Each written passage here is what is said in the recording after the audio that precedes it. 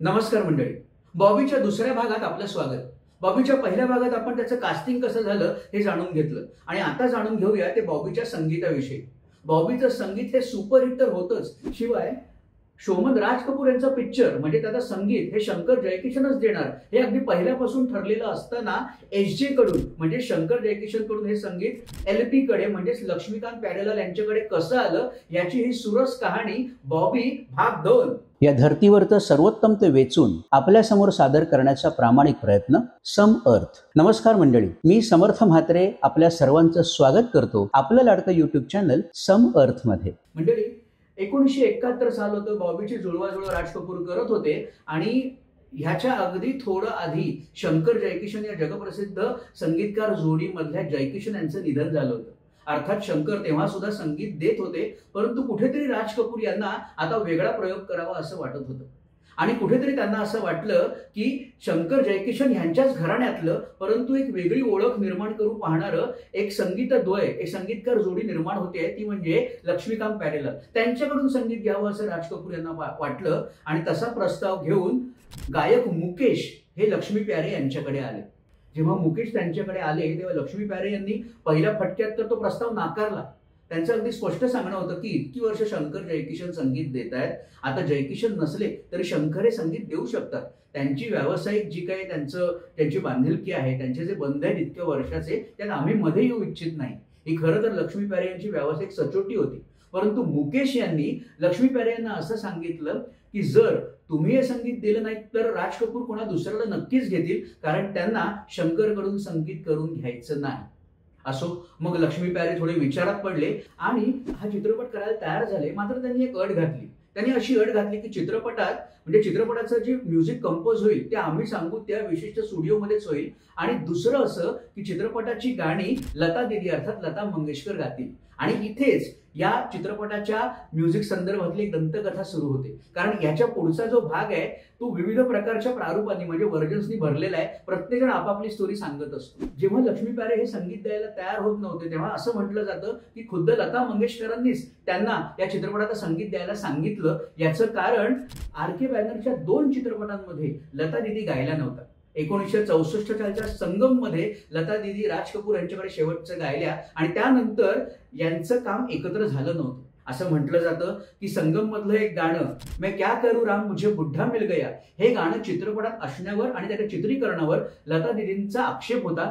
ते गाणं असू नये असं त्यांना वाटत होतं. मात्र तरीही राज कपूर आणि शंकर जयकिशन यांनी हे गाणं ठेवलं. त्यामुळे लता दीदी खट्टू होऊन पुढे राज कपूर यांच्यासोबत काम करेन अशा झाल्या.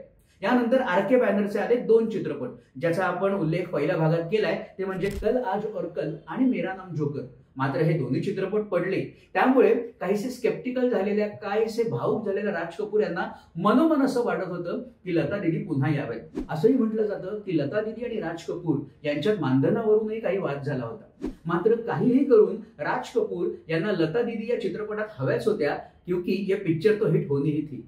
असो, असंही म्हटलं जातं की राज कपूर यांना लता दीदी हव्या होत्या म्हणून त्यांनी लक्ष्मी प्यारे यांना कॉन्टॅक्ट केलं किंवा लक्ष्मी प्यारे हवे होते म्हणून लता दीदी आल्या. कहाणी काही असो, राज कपूर यांना या दोघांसोबत काम करायचं होतं एवढं नक्की. फायनली ठरलं की लक्ष्मी प्यारेच्या चित्रपटाचं संगीत देतील आणि लता दीदी त्यात गातील आणि त्यानंतर जो घडला तो इतिहास आहे.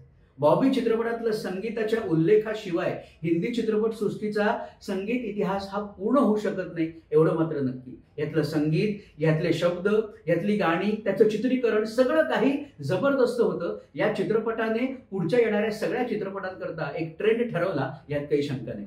चित्रपटाची बहुतांश गाणी लिहिली होती आनंद बक्षींनी. या चित्रपटाच्या एका गाण्याचा अगदी अनोखा किस्सा आहे. त्या काळात प्यारेलाल त्यांचं घर बांधत होते. हे बांधलं जाणारं घर दाखवायला प्यारेलाल हे आनंद बक्षी यांना घेऊन गेले आणि बांधकाम स्वरूपात असल्याने त्या घरात जायच्या याच्या वाटा अगदीच विचित्र होत्या. ते बघून आनंद बक्षी उद्गारले, अरे हे कैसा घर है, यहाँ एक तो कोई अंदर नहीं आ सकता और अगर अंदर आया तो बाहर नहीं जा सकता.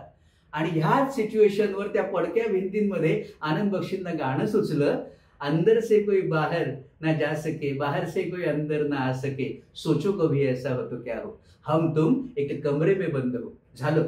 लगेच आनंद बक्षी यांनी राज कपूर यांना हे गाण्याविषयी सांगितलं. त्यांना ते आवडलं आणि ते गाणं राहिलं आणि सुपरहिट झालं. या चित्रपटातलं दुसरं एक गाणं बेशक मंदिर मस्जिद तोडो हे गाणं गायलं नरेंद्र चंचल यांनी. त्यांचं खरं तर ते पदार्पण होतं. एका संगीत जलशामध्ये राज कपूर यांनी नरेंद्र चंचल यांना ऐकलं. राज कपूर यांचे वैशिष्ट्य होतं की ते अत्यंत गुणग्राहक होते. संगीत जलसे, कार्यक्रम असे ते नेहमीच अटेंड करत असत.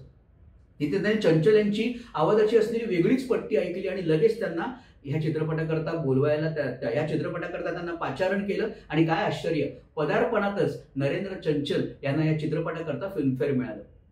आणि या चित्रपटात इतर अनेक बक्षिसं जिंकली. खुद्द डिंपल कपाडिया यांना या चित्रपटाकरता सर्वोत्कृष्ट अभिनेत्रीचा पुरस्कार जया बाधुरी यांच्यासोबत विभागून देण्यात आला. ह्या चित्रपटाला मिळालेली पारितोषिकं, त्याचं व्यावसायिक यश आणि या चित्रपटाने देशाविदेशात विशेषतः रशियामध्ये मिळवलेलं नेत्रदीपक यश याविषयी बोलण्यासारखं खूप आहे. त्यामुळे आत्ता ह्या व्हिडिओमध्ये इथेच थांबावं असं म्हणतो आणि बॉबीचा तिसरा भाग घेऊन या सर्व रोचक गोष्टी आपल्या समोर ठेवाव्यात असं म्हणतो. काय म्हणता मंडळी?